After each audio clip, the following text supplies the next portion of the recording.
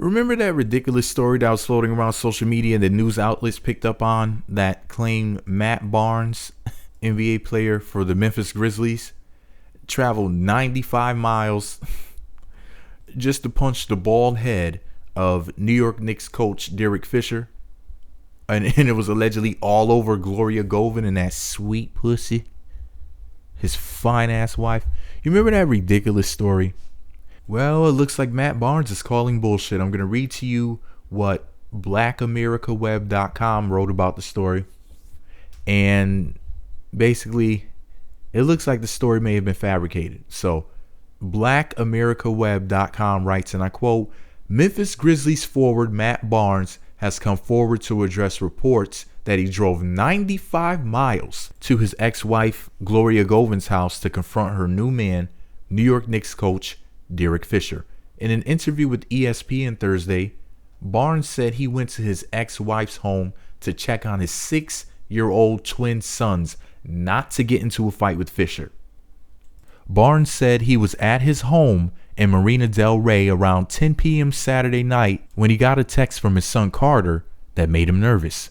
Quote, I'm like, first of all, why are you still up? It's like 10 o'clock at night, Barnes said. So I texted back, I love you and I miss you too.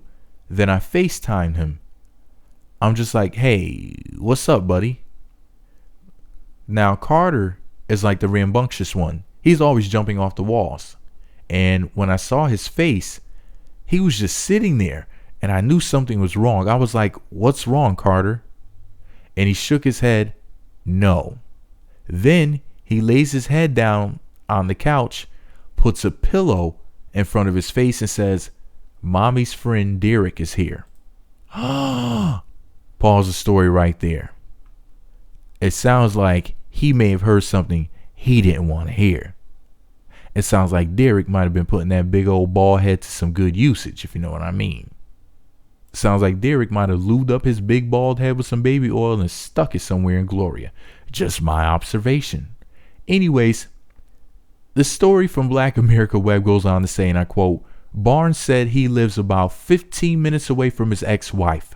The family had traveled together from Santa Barbara to Los Angeles earlier in the day after Barnes completed training camp with the Grizzlies. He said previous reports that he drove from Santa Barbara to Los Angeles to confront Fisher and his ex-wife were wrong.